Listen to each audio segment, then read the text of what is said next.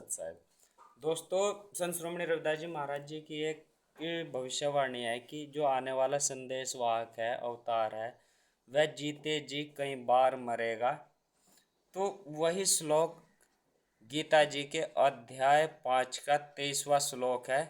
इस मनुष्य शरीर में जो कोई मनुष्य शरीर छूटने से पहले ही, यानी मृत्यु होने से पहले ही, जैसे काम क्रोध से उत्पन्न होने वाले वेगों को सहन करने में समर्थ होता है, जैसे मृत्यु के बाद में उसे काम क्रोध का कुछ पता ही नहीं रहता है, तो ठीक शरीर छूटने से पहले ही वह मृत्यु तुल्य हो जाता है। तो वह नर योगी है और वही सच्चा सुखी है। तो कहना चाह रहे हैं कि यानी जीते जी ही जो मरने जैसी स्थिति उत्पन्न कर लेता है, तो वही सच्चा योगी है। और ये एक तरह से यह सच्चाई भी है।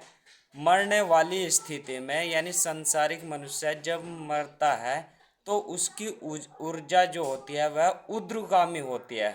यानी मरने वाली स्थिति में ऊर्जा शरीर को छोड़ती, ऊपर की ओर उठती हुई शरीर को छोड़ देती है और मुंह, नाक, आँख, कान से निकलकर बाहर चली जाती है अपने मूल स्थान में। तो कह रहे हैं कि वही सच्चा नर जो है योगी है, जो जीते जी ही इस प्रक्रिया को अपना लेता है, मरने वाली जैसी स्थिति में पहुंच जाता है। वहाँ काम क्रोध लोभ मोह अहंकार उसे सताते नहीं है। तो वही नर योगी है और वही सच्चा सुखी है। क्योंकि योग युक्ति जब होती है, आत्मा और परमात्मा का मिलन होता है। यानी योग का मतलब यहाँ यही है कि आत्मा और परमात्मा का मिलन हो करके एक हो जाना, एकाकार हो जाना, अद्वैत भाव में आ जाना, वही सच्चा योगी है।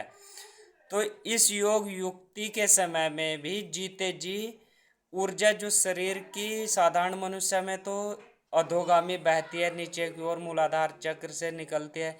लेकिन जीते जी मरने वाली स्थिति में यानी योग युक्ति वाली स्थिति में साधक की जो ऊर्जा नीचे की बजाय टर्न करके ऊपर की ओर मुड़ जाती है और ऊर्ध्वगामी होकर के सहस्रार चक्र तक पहुंच जाती है, जहाँ पर शास्त्रों में भी वर्णन आता है कि सातवें आसमान पर अल्लाह विराजमान है। और हम लोग हिंदू धर्म में भी कहते हैं कि ईश्वर जो है सहस्रार चक्र, ईश्वर का निवास स्थान सहस्रार चक्र में होता है। वह संतों ने भी से अपने शब्दों में कहा है।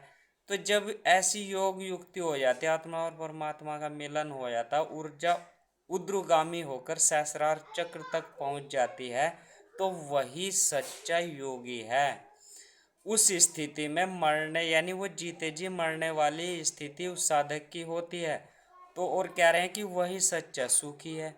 यदि हम संसारिक लोग संसारिक वस्तु को प्राप्त करके क्षणिक सुख महसूस कर रहे हैं और उसके बाद में फिर वही संसारिकता के झंझट पड़ते हैं, लेकिन यदि कोई भी व्यक्ति, कोई भी साधक अस्थाई सुख प्राप्त करना चाहता है तो योग युक्ति करनी होगी। वही परम सुख है, परमानंद है। फिर उसके आगे संसारिक आनंद की व सुख की कोई तुलना ही नहीं है। और इस सुख का और इस योग युक्ति का वर्णन साधक अपने यानी शब्दों से वर्णित नहीं कर सकता है। इतना महा आनंद, परमानंद वहाँ उस वाली स्थिति में साधक को मिलता है। तो आइए इस ओर बढ़े।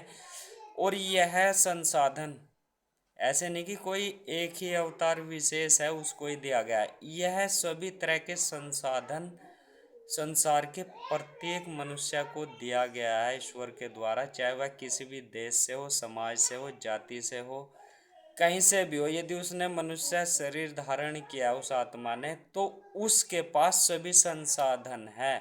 तो आइए इस ओर बढ़े और आप भी जीते जी मरना सीखिए। सतनाम सत साहिब।